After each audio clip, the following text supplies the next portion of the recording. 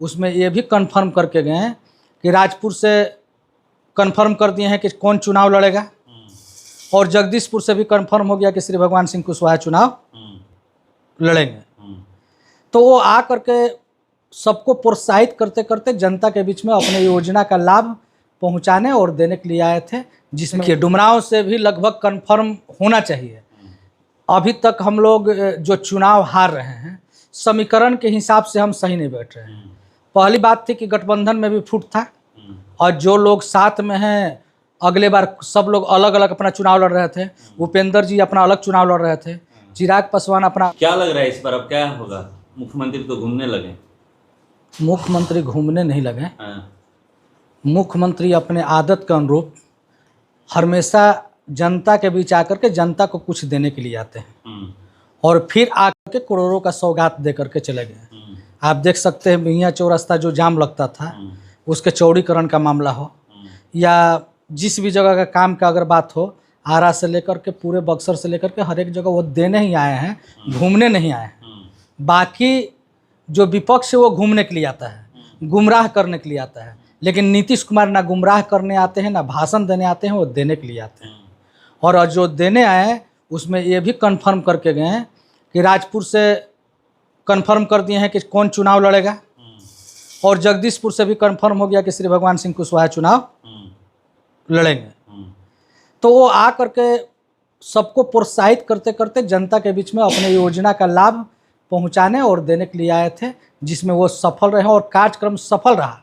इस सफल कार्यक्रम के लिए भोजपुर के सभी पदाधिकारी के साथ में ग्रामीण जनता, आम जनता को भी मैं दिल से बधाई देता हूं कि उनका सहयोग रहा भोजपुर बक्सर का, कि कार्यक्रम सफल नहीं महासफल रहा।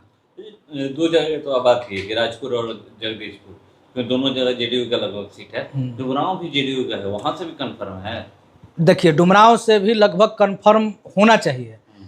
अभी तक हम लोग जो चुनाव हार रहे हैं, समीकरण के हिसाब से हम सही नहीं बैठ रहे हैं। पहली बात थी कि गठबंधन में भी फूट था, और जो लोग साथ में हैं, अगले बार सब लोग अलग अलग अपना चुनाव लड़ रहे थे। उपेंद्र जी अपना अलग चुनाव लड़ रहे थे, चिराग पासवान अपना अलग चुनाव लड़ रहे थे, और जदयू भाजपा में गठबंधन था, तो किस टाइप से गठबंधन था किसी से छुपा नहीं है। आज ये चुनाव जीतने के लिए समन्वय सब लोग में स्थापित किया जा रहा है, और पांचों दल के नेता हर एक विधानसभा क्षेत्र में कार्यकर्ता सम्मेलन कर रहे हैं, जिसमें पांचों गठबंधन दल के नेता रह रहे हैं, और संयुक्त रूप से प्रदेश अध्यक्ष हो या राष्ट्रीय अध्यक्ष हो, इसका हस्ताक्षर करके कार्यक्रम तय कर रहे हैं। और डुमरांव का भी बात है, तो डुमरांव में भी उम्मीदवार, सबसे बड़ी चीज़ है गठबंधन के साथ साथ में उम्मीदवार भी चयन करना। बक्सर का जो समीकरण है, बक्सर में 4 विधानसभा सीट है, मैंने पहले भी कहा था। राजपुर कन्फर्म है कि आरक्षित है, तो आरक्षित लोगों के बीच में जाएगी। बक्सर से अपर कास्ट ही लड़ेंगे, और ब्रह्मपुर से अपर कास्ट ही लड़ेंगे। तो समन्वय स्थापित करने के लिए वहाँ जो है कि ओबीसी को वहाँ टिकट देना चाहिए, डुमरांव, और उनको टिकट देना चाहिए जो समीकरण के अनुसार फिट बैठते हैं। समीकरण का मतलब मान लीजिए कि दोनों जगह जब अपर कास्ट दे दिए, तो अगर डुमरांव भी अपर कास्ट देते हैं तो इसका मतलब ओबीसी को दरकिनार कर रहे हैं। दूसरी बात, जदयू का सीट है, राष्ट्रीय जनता दल अपने कोर वोटरों को, अपने जो उनके केडर वोट है, उनको उम्मीदवार बनाती है। जदयू यहाँ अगले बार मिस्टेक कर दी, या जो मिस्टेक होते रहा है कि उनका जो कोर वोटर है कोयरी कुर्मी, उससे उम्मीदवार नहीं बनाया गया।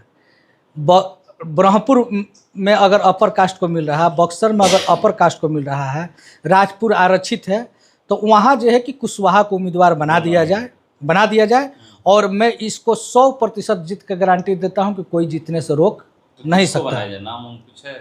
अरे नाम में मान लीजिए कि ओबीसी में बहुत से लोग हैं, राधेश्याम कुशवाहा जैसे लोग मेहनत कर रहे हैं, वैसे लोगों को वहाँ से बना दिया जाए, और वहाँ से अगर बनाया जाएगा तो जीत 100% होगी। अगर ऐसा नहीं किया जाता है तो फिर उसमें कहीं ना कहीं हम लोग कुछ सीट को लूज कर सकते हैं, क्योंकि जातीय समीकरण भी बहुत बड़े मायने रखती है गठबंधन के साथ में।